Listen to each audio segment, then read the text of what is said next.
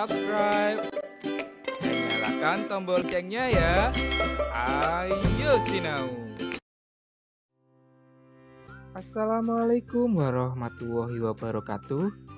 Salam guru penggerak. Aksi nyata modul 1.4 Budaya Positif, menyebarkan pemahaman dan pengalaman penerapan budaya positif. Saya Gamal Abdul Nasir, calon guru penggerak Angkatan 5 Kabupaten Jepara. Latar belakang. Di zaman sekarang, fenomena krisis karakter sangat mengkhawatirkan. Hal tersebut, banyak anak-anak mengikuti budaya yang tren atau viral, budaya di luar tanpa mereka kaji apakah itu sesuai dengan budaya kita. Budaya positif di sekolah merupakan nilai-nilai, keyakinan, dan asumsi dasar yang tumbuh dan berkembang sesuai dengan nilai-nilai yang dianut dan diyakini di sekolah. Sekolah sebagai institusi pembentukan karakter pada anak menjadi peluang bagi sekolah, terutama guru, dalam membangun budaya positif di sekolah. Tujuan aksi nyata modul 1.4 ini adalah: pertama, menumbuhkan budaya positif dengan kesepakatan kelas yang sudah dibuat.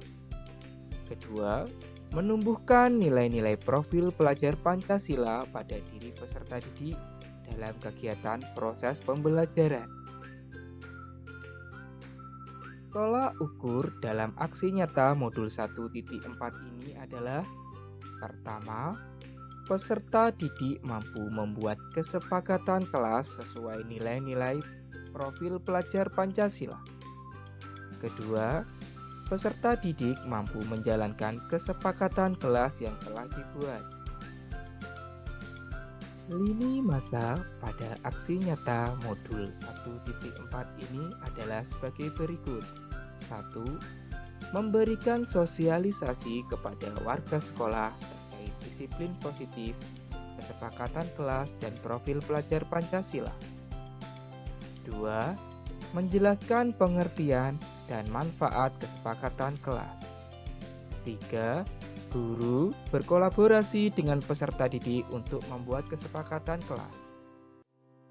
4. Kesepakatan kelas yang dibuat dipajang di dalam kelas. 5. Menumbuhkan dan menanamkan pembiasaan nilai-nilai profil pelajar Pancasila.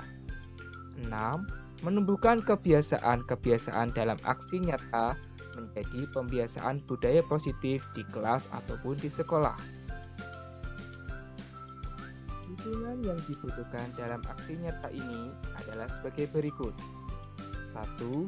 Orang tua untuk melakukan pembiasaan budaya positif di rumah. 2. Warga sekolah sebagai role model atau teladan bagi peserta didik dalam menumbuhkan budaya positif di lingkungan sekolah. 3. Sarana dan prasarana untuk menumbuhkan budaya positif di lingkungan sekolah.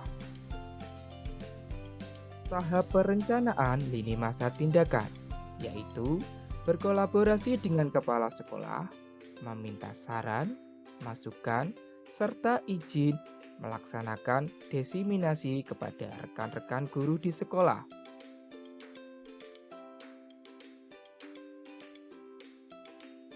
Lini masa tindakan 1.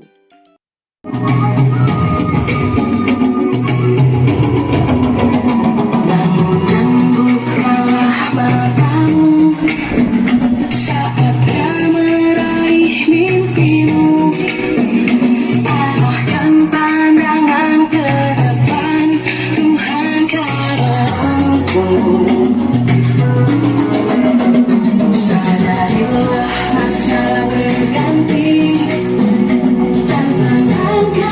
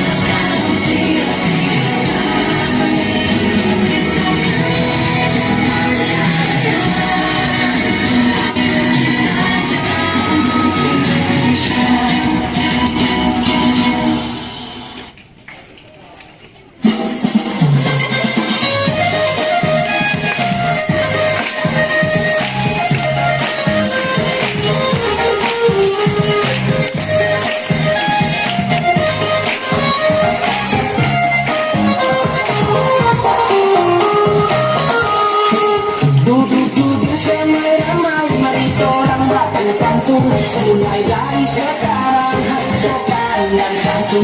Kalau ikan di dalam kolam tak tumbuh di tengah tangan. Kalau cinta sudah dalam terjauh terasa nyaman. Biru terlihat sendu warna hijau biru dan semu. Jarak jauh tumbuhkan rindu ini selalu dekat denganmu. Dari mana datangnya cinta dari gunung turun ke kaki. Dari mana datangnya cinta dari mata tuntai hati.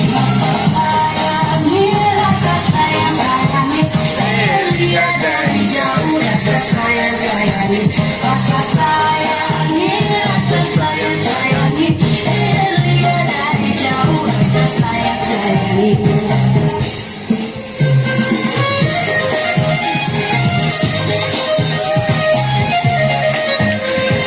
sayangi,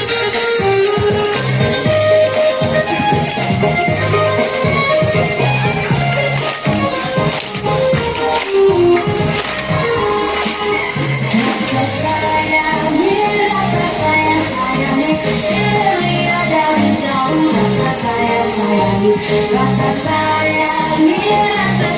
sayangi.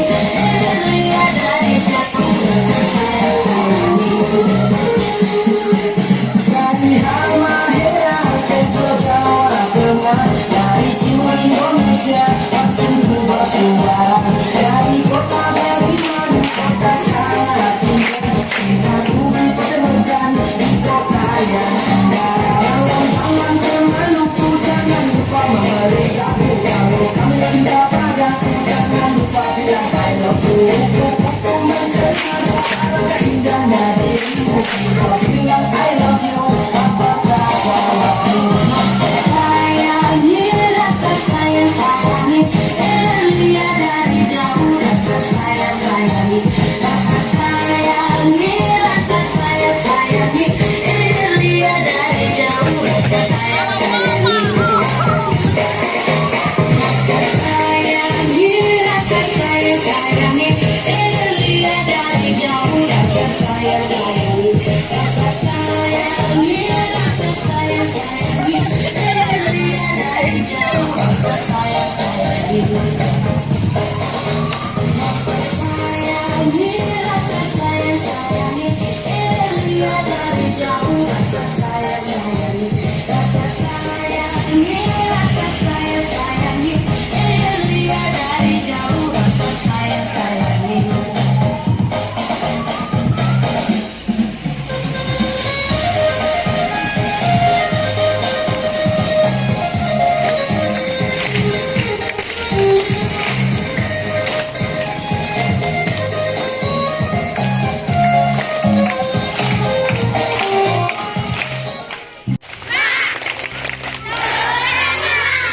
Untuk berdiri di depan, boleh kembali ke barisan, mendengarkan sosialisasi dari Pak Guru.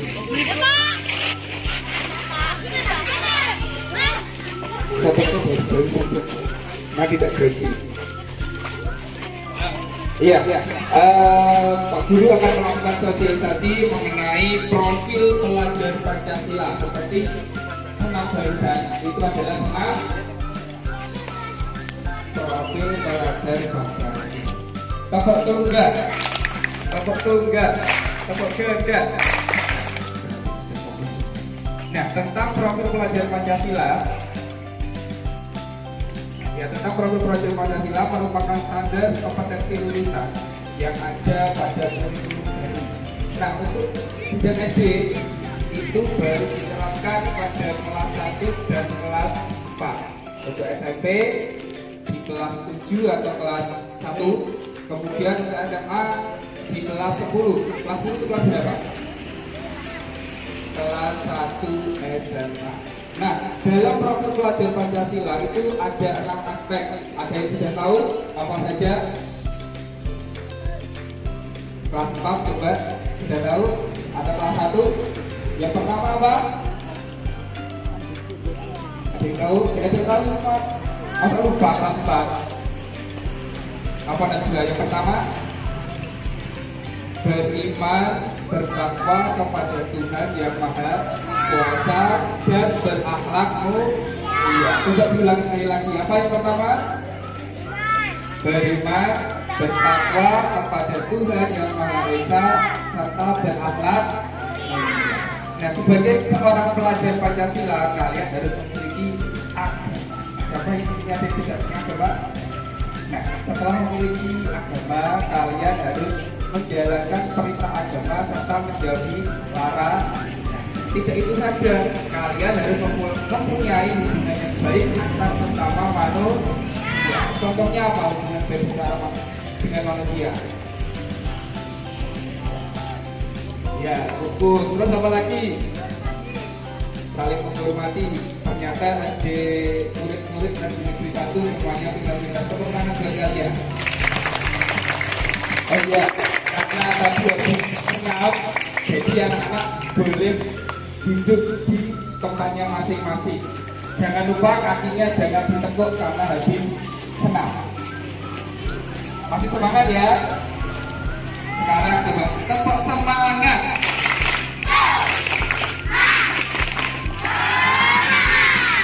Semangat tenang. Nah, sekarang yang kedua, apa yang kedua karakternya? Setelah beriman dan bertakwa apa? Yang kedua, berkebinekaan global. Tentunya anak-anak sudah mengenal, tapi dulu yang pertama adalah Bhinneka Tunggal Ika. Apa artinya Bhinneka Tunggal Ika? Nah, berbeda-beda tapi dulu. Namun pada kurikulum baru, terutama kelas 1 dan kelas 4, kita harus berkarakter kebinekaan global, yaitu kita harus menghormati budaya negara lain. Contohnya yang paling simpel adalah mengenal bendera dunia. Itu kan bendera dunia itu kan berbeda, beda. Kalian harus bisa mengetahuinya. Kemudian yang ketiga, gotong royong. Apa itu arti gotong royong? Bekerja sama. Wah, tepuk tangan buat kalian.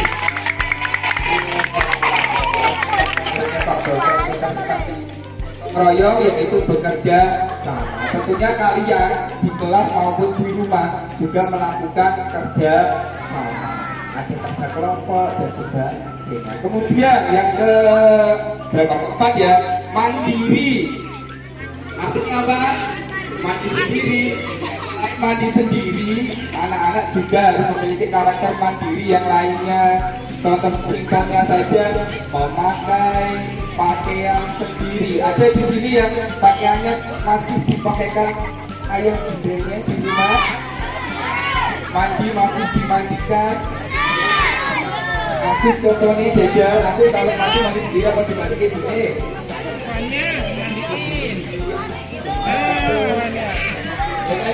Kalau kelas 1 bagaimana? Mandi sendiri apa dimandikan? Mandi sendiri. Berikutnya bernalar kritis. Ada yang tahu arti dari bernalar kritis? Apa rumah sakit? Ya udah, kritis yang dimaksud bukan sakit, tapi kita di pelajar tentunya harus bisa membedakan mana yang baik, mana yang buruk.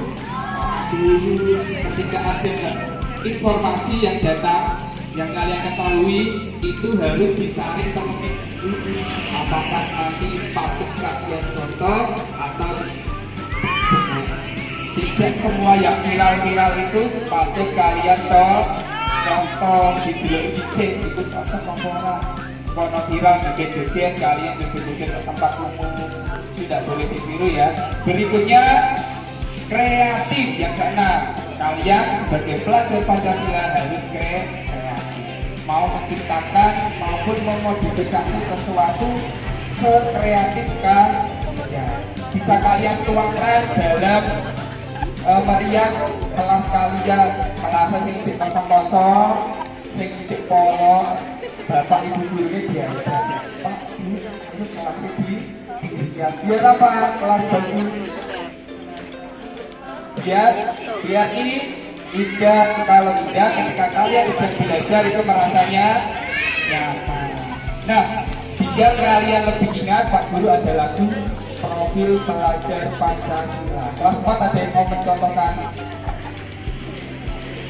lagu ini yang ingat. Lagunya seperti ini ya, yang sudah bisa boleh nyanyi sama Pak Guru. Apanya bagaimana? Ini adalah pelajar Pancasila, beriman dan takwa dan berakhlak mulia, kebhinneka global, gotong royong mandiri, bernalar di bisa langsung ya? Baik, bersama-sama 1, 2, 3.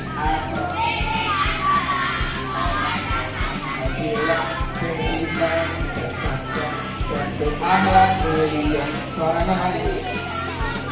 Gotong royong mandiri. Tepuk tangan buat kalian semua.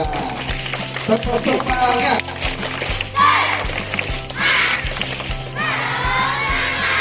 Baik, cukup sekian dari Pak Guru. Semoga apa yang disampaikan oleh Pak Guru dapat bermanfaat. Kurang lebihnya mohon maaf. Wassalamualaikum warahmatullahi wabarakatuh. Boleh bubar seperti biasa. Lini masa tindakan 2. Assalamualaikum warahmatullahi wabarakatuh. Selamat siang dan salam sejahtera bagi kita semua. Pertama-tama marilah kita panjatkan rasa syukur kita kehadirat Allah SWT, Tuhan yang Maha Esa, yang telah melimpahkan kita kesehatan serta kesempatan sehingga acara pada siang hari ini dapat terlaksana. Yang saya hormati Bapak Kepala Sekolah beserta rekan-rekan guru SD Negeri 1 yang SD Negeri 1 Bondo yang saya hormati. Saya berdiri di sini bukan bermaksud untuk menggurui Bapak Ibu guru sekalian, namun saya hanya berbagi pengalaman mengenai pendidikan guru penggerak yang saya ikuti. Pada materi siang hari ini, saya ingin menyebarkan pemahaman dan pengalaman penerapan budaya positif di lingkungan sekolah. Dewan Guru SD Negeri 1 Bondo, selamat datang para guru hebat.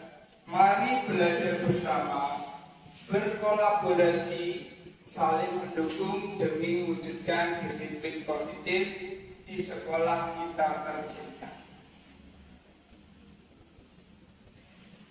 Dalam sosialisasi ini yang berjudul konsep utama modul budaya positif, yang akan saya bahas yang pertama, perubahan paradigma belajar. Kedua, disiplin positif. Ketiga, kebutuhan dasar manusia. Berikutnya, motivasi perilaku manusia. Posisi kontrol, restitusi, keyakinan kelas, dan segitiga restitusi. Nah, materi yang pertama mengenai pembelajaran dengan paradigma baru. Tentunya Bapak Ibu guru sudah paham dan mengetahui bahwa sekarang kurikulum Merdeka sudah diterapkan di lingkungan SD, terutama di kelas 1 dan kelas 4. Pembelajaran dengan paradigma baru dirancang berdasarkan prinsip pembelajaran yang terdiferensiasi sehingga setiap siswa belajar sesuai dengan kebutuhan dari tahap perkembangannya untuk mewujudkan profil pelajar Pancasila. Profil pelajar Pancasila ada beberapa karakter, ada 6. Tentunya Bapak Ibu Guru sudah paham. Untuk yang pertama apa Bu Dinar? Ya, beriman, bertakwa kepada Tuhan Yang Maha Esa serta berakhlak mulia. Yang kedua, berkebinekaan global. Yang ketiga, gotong royong. Keempat, mandiri. Kelima, bernalar kritis. Dan yang terakhir, yang keenam adalah kreatif. Materi berikutnya tentang disiplin positif. Dalam budaya kita, makna kata disiplin dimaknai menjadi suatu yang dilakukan seseorang pada orang lain untuk mendapatkan kepatuhan. Kita cenderung menghubungkan kata disiplin dengan ketidaknyamanan. Mengapa demikian? Karena ada sanksi jika kita melanggar aturan yang mengenai disiplin. Sebagai pendidik, tujuan kita adalah menciptakan anak-anak yang memiliki disiplin diri sehingga mereka bisa berperilaku dengan mengacu pada nilai-nilai kebajikan dan memiliki motivasi intrinsik bukan ekstrinsik. Ternyata Bapak Ibu semua sudah paham mengenai motivasi intrinsik dan motivasi ekstrinsik. Motivasi intrinsik timbul dari diri siswa itu tersendiri tanpa campur tangan dari pihak luar. Disiplin positif ini merupakan salah satu cara penerapan disiplin yang bertujuan untuk menumbuhkan kesadaran serta memperdayakan anak untuk melakukan sesuatu tanpa hadiah atau reward, ancaman maupun hukuman atau punishment. Sampai di sini kira-kira Bapak Ibu bisa paham apa tidak? Bisa ya? Karena disiplin positif itu ada di diri siswa masing-masing tanpa mereka takut mendapatkan sesuatu ancaman. Berikutnya adalah kebutuhan dasar manusia. Di sini saya akan menerangkan mengenai latar belakang siswa melakukan tindakan yang tidak sesuai dengan kesepakatan kelas yang telah dibuat. Contohnya bertahan hidup. Jadi ketika ada siswa yang sedang bertengkar, biasanya akan terjadi timbal balik antara anak siswa A dan siswa B. Siswa B cenderung membela diri karena dia berusaha untuk mempertahankan dirinya. Kemudian yang kedua, kasih sayang dan rasa diterima. Biasanya anak kalau di kelas itu kan cari perhatian. Kenapa cari perhatian? Karena di rumah dia tidak mendapatkan kasih sayang dan rasa diterima oleh orang tuanya. Berikutnya mengenai penguasaan. Ada anak yang berusaha untuk istilah Jawanya menang sendiri. Jadi dia berusaha agar lebih unggul dari anak-anak yang lainnya. Yang berikutnya kebebasan. Anak itu memang cirinya adalah ini bebas, tidak suka diatur. Yang berikutnya adalah kesenangan.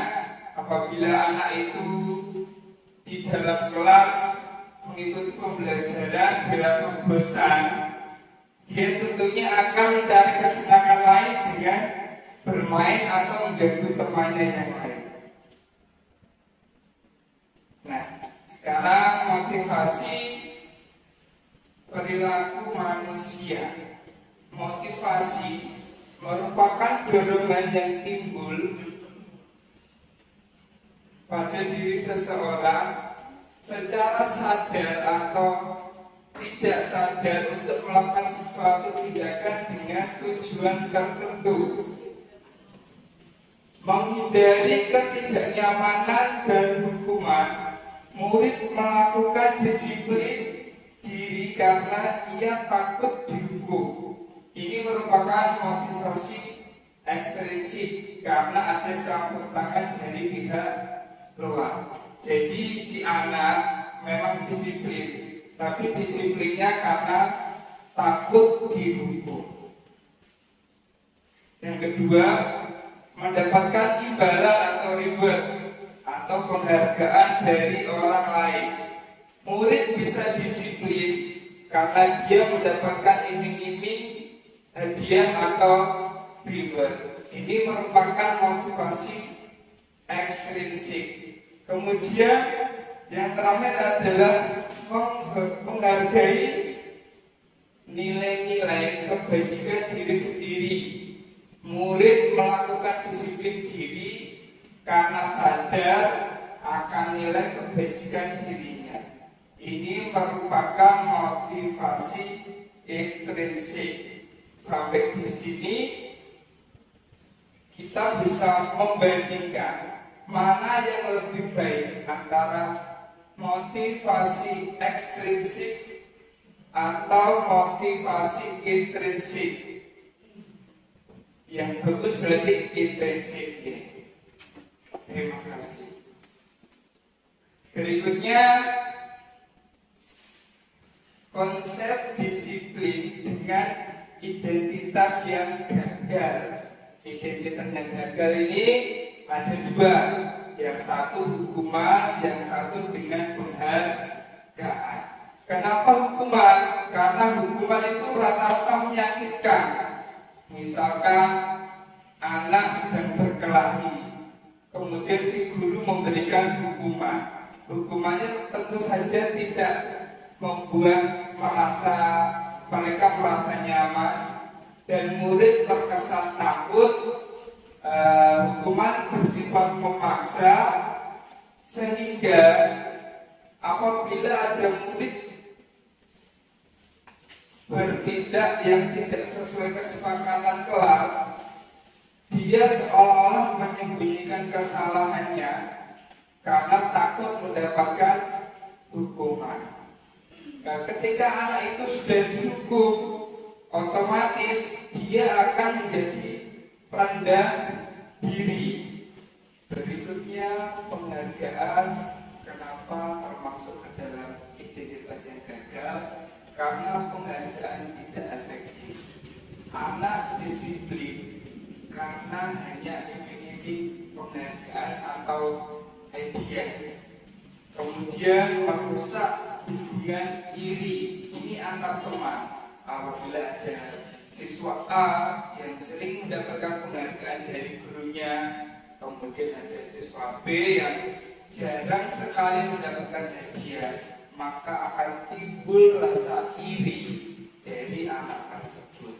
Berikutnya adalah mematikan kreativitas. Misalkan seperti ini, Jadi si A sebetulnya bisa mengerjakan A sampai Z. Tapi berhubung dia sudah mengerjakan hanya A sampai C, sudah mendapatkan penghargaan,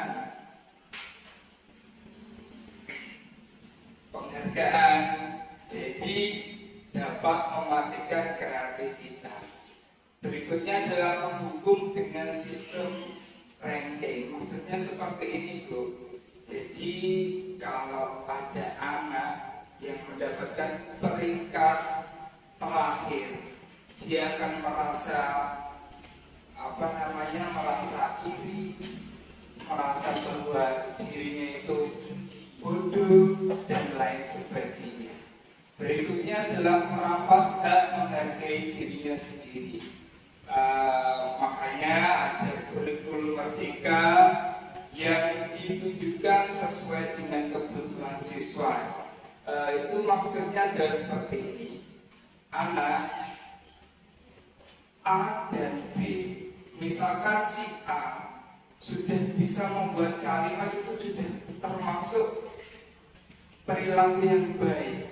Kemudian siswa B sudah bisa menulis paragraf. Nah, kebutuhan anak tersebut itu kan berbeda-beda, sehingga pemberian penghargaan itu dapat merampas hak menghargai dirinya sendiri. Yang berikutnya, konsep disiplin dengan identitas yang sukses. Yang pertama dengan konsekuensi. Namun dengan konsekuensi merupakan penguatan jangka pendek. Berikutnya, perlu memonitoring secara berkelanjutan. Berikutnya, stimulus dan respon. Murid memang betul menghormati peraturan karena dia tahu konsekuensi atas perilaku yang sudah ia perbuat. Berikutnya, kehilangan waktu untuk merenungi kesalahan. Jadi secara cepat dia akan paham kalau dia berbuat salah, konsekuensinya adalah seperti ini. Konsekuensi itu biasanya ditetapkan oleh Pak Guru dan Bu Gurunya sendiri di kelas. Berikutnya adalah restitusi.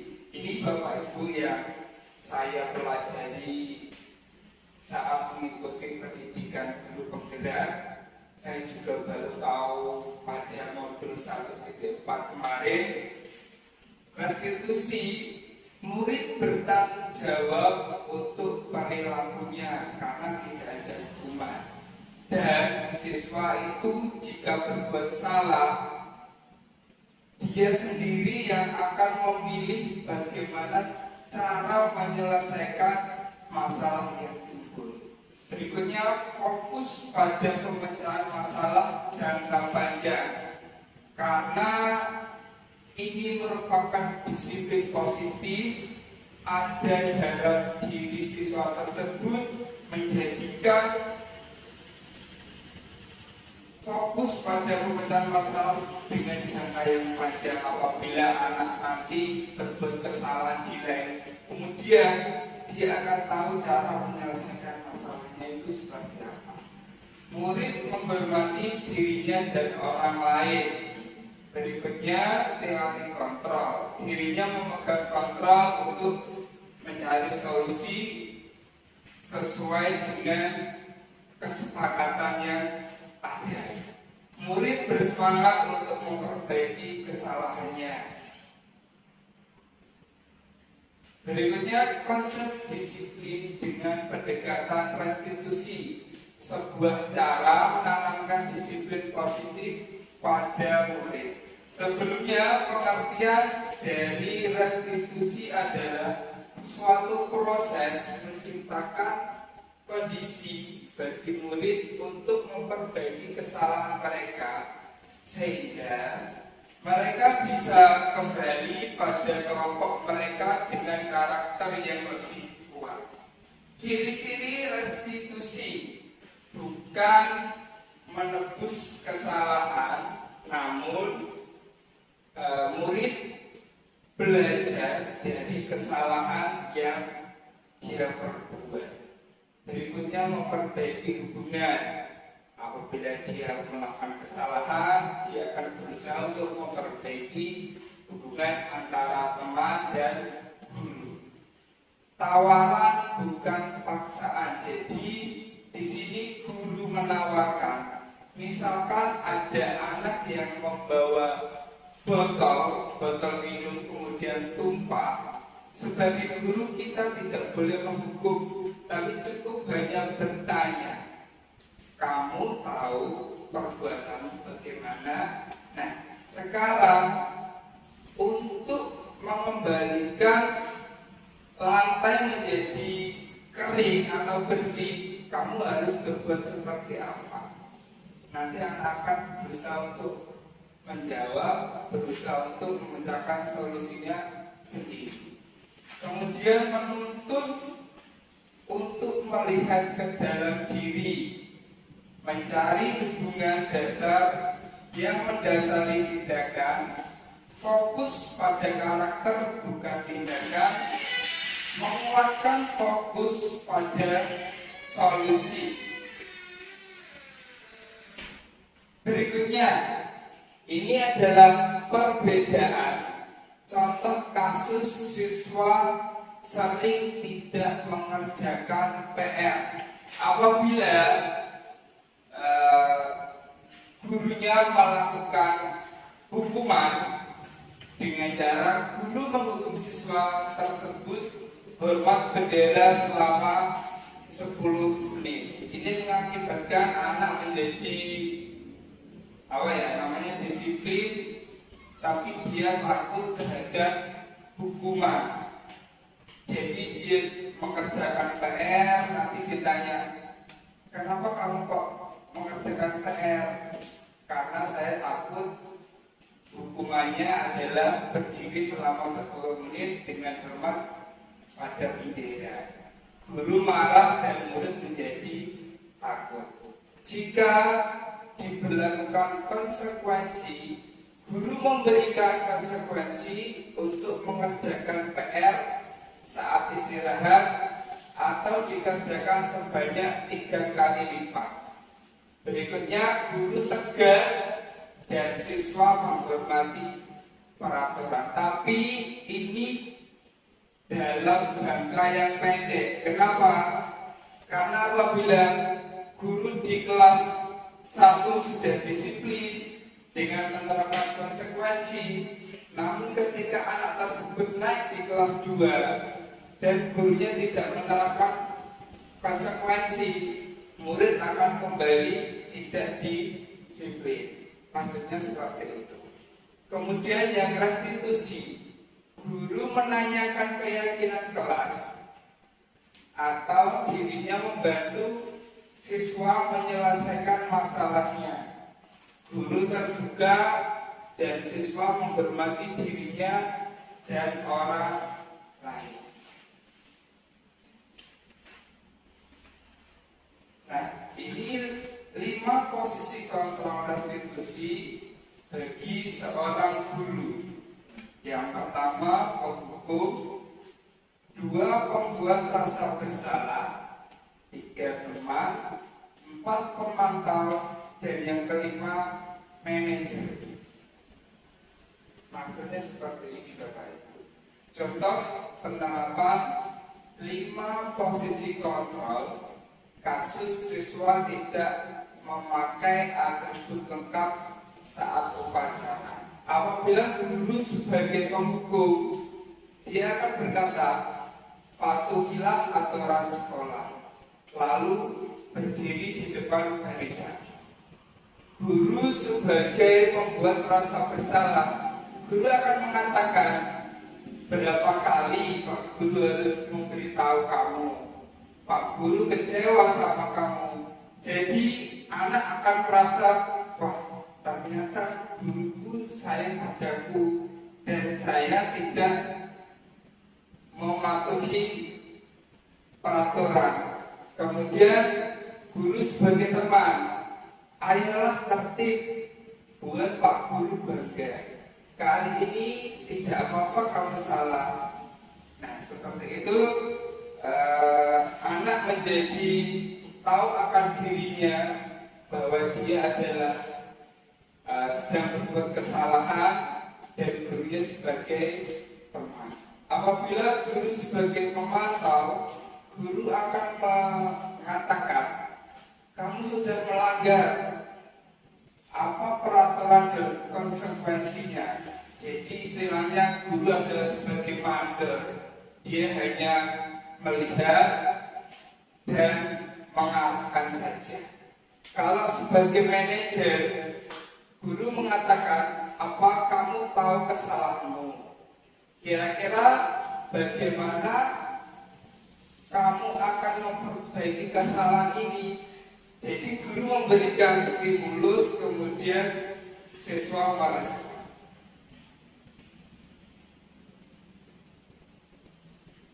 Yang berikutnya adalah keyakinan kelas atau kesepakatan kelas. Mengapa harus keyakinan kelas, tidak peraturan kelas?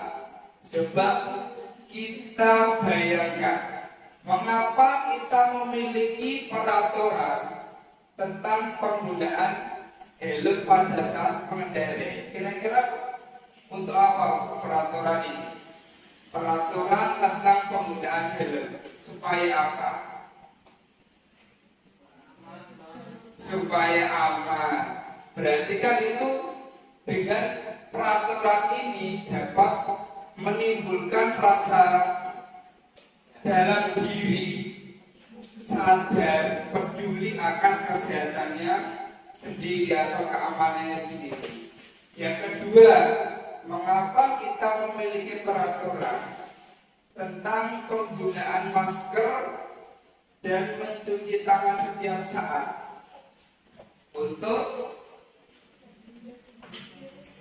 kaitan dari virus dan kesehatan. Berarti kan dirinya sadar, oh kalau saya tidak memakai masker, saya mungkin bisa terkena virus. Kegiatan membuat keyakinan kelas ini kemarin baru saya terapkan di kelas saya.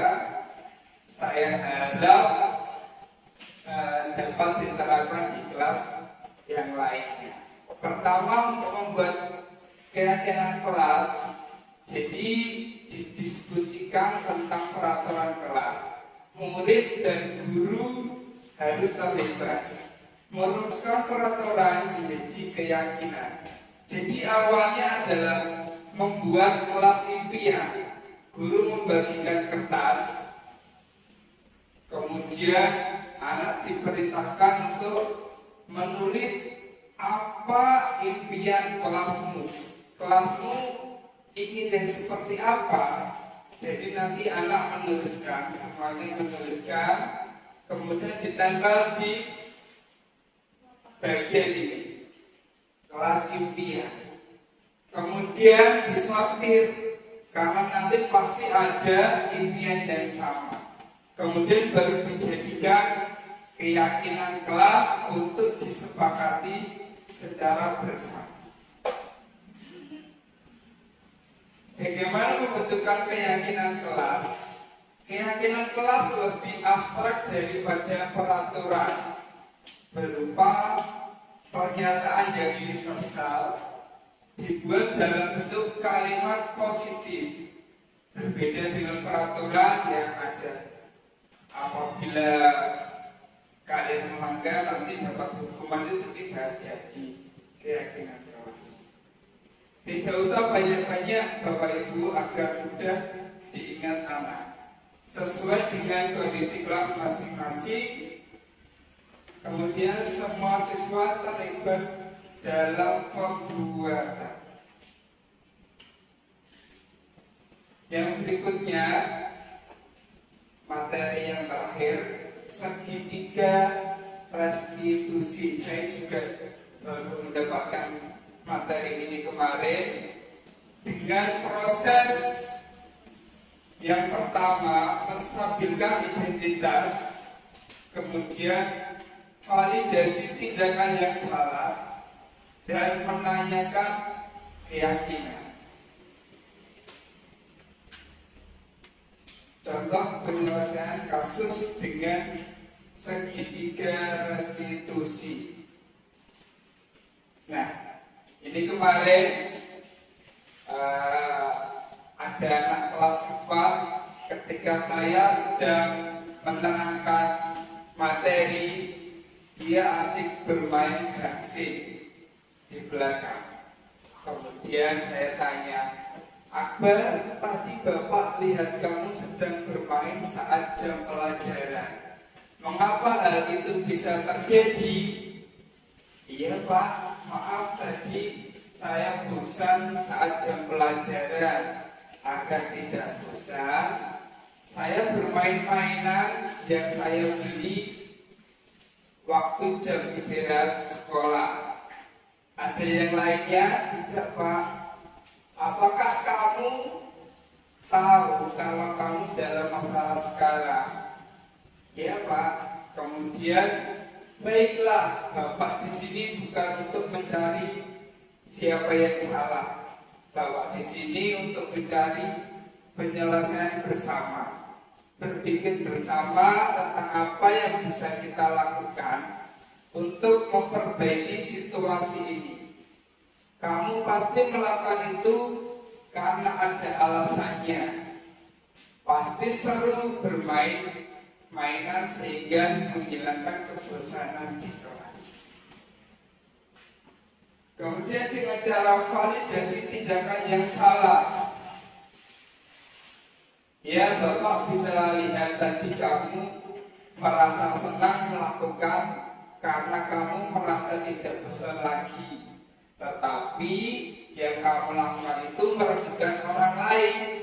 Karena saat temanmu menerima pelajaran, kamu mengganggu mereka.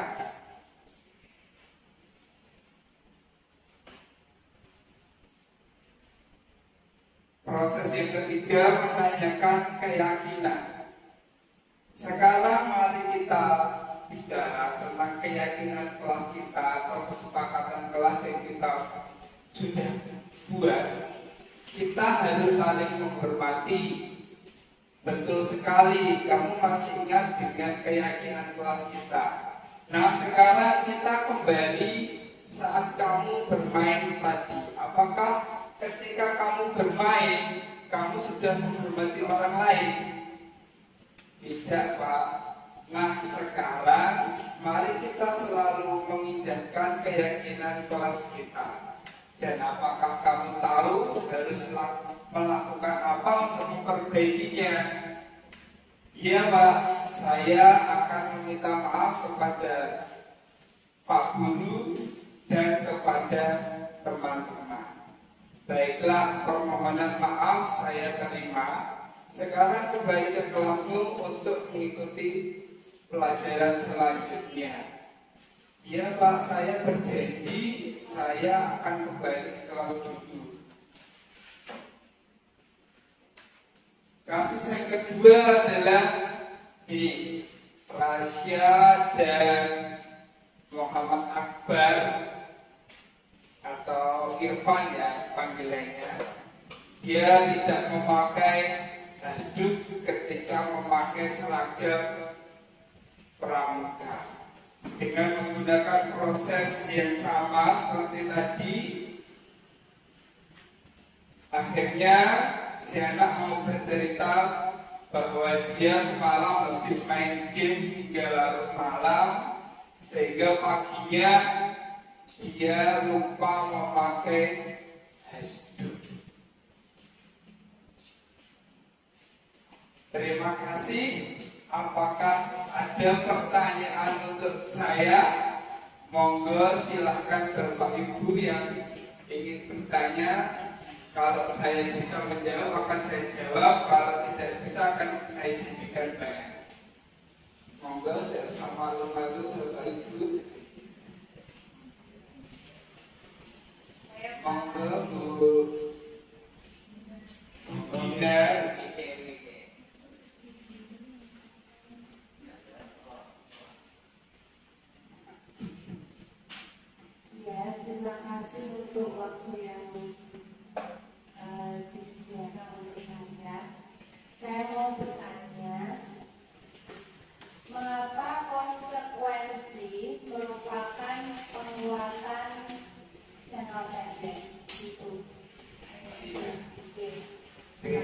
kasih atas pertanyaan yang diberikan Ibu Dina ya. Tadi saya menerangkan bahwa kenapa konsekuensi itu merupakan disiplin yang salah dan merupakan itu tadi jangka pendek, disiplin jangka pendek. Karena seperti ini, apabila Budina di kelas sudah menerapkan kalau seragam itu harus secara lengkap, memakai atribut sekolah secara lengkap. Namun ketika muridnya Budina nanti naik ke kelas 2 dan gurunya tidak menerapkan konsekuensi yang sama, anak tersebut tidak akan melanjutkan kedisiplinannya itu. Maksud nggih, paham? Ada lagi mungkin yang ingin ditanyakan? Ya, monggo Bu Engger.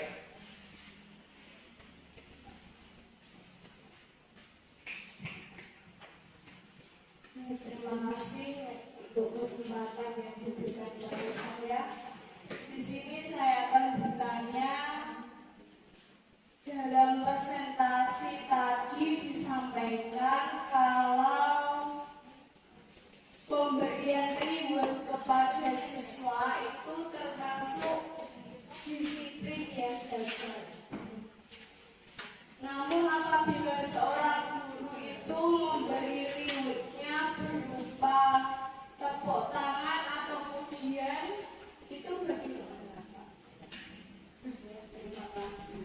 Oke, terima kasih atas pertanyaannya. Saya akan menjelaskan ulang mengapa pemberian penghargaan itu merupakan disiplin identitas disiplin yang gagal. Apabila penghargaan itu berupa barang dan ada wujudnya, itu yang dimaksud adalah disiplin dengan identitas yang gagal. Namun apabila reward atau motivasi diberikan berupa tepuk tangan atau dengan pujian atau dengan ungkapan yang lain, itu sangat diperbolehkan. Karena apa? Karena tidak semua siswa itu memiliki motivasi secara intrinsik. Ada juga harus dipancing menggunakan motivasi ekstrinsik agar anak terbiasa disiplin seperti itu. Oke, sampun. Jadi tidak ada lagi yang bertanya. Sudah ya. Kiranya cukup sekian. Semoga apa yang saya paparkan dapat bermanfaat. Kurang lebihnya saya mohon maaf dan terima kasih atas kehadiran Bapak Ibu Guru SD Negeri 1 Bondo. Saya ucapkan terima kasih. Assalamualaikum warahmatullahi wabarakatuh.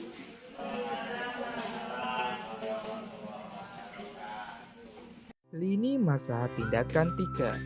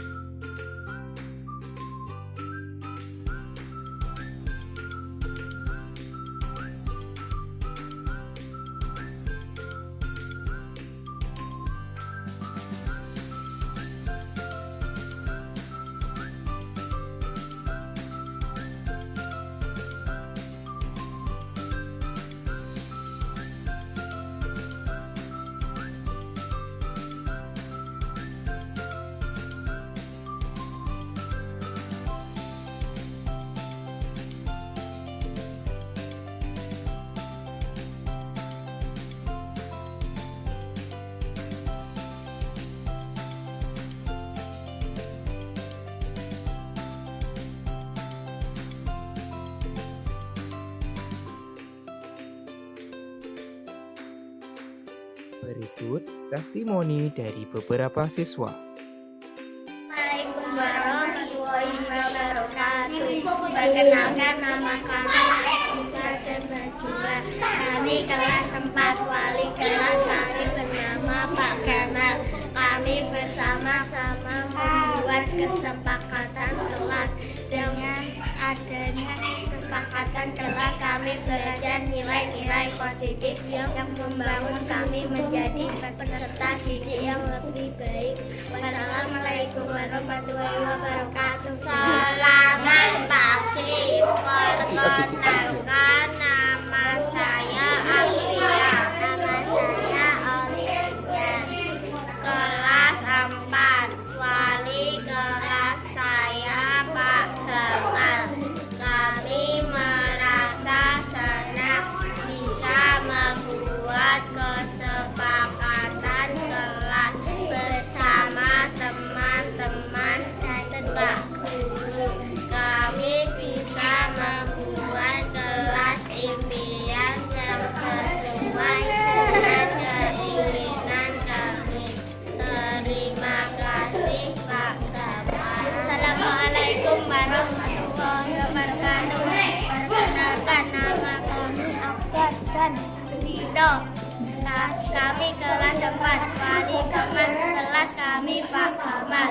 Kami membuat kesepakatan kelas dengan bersama-sama.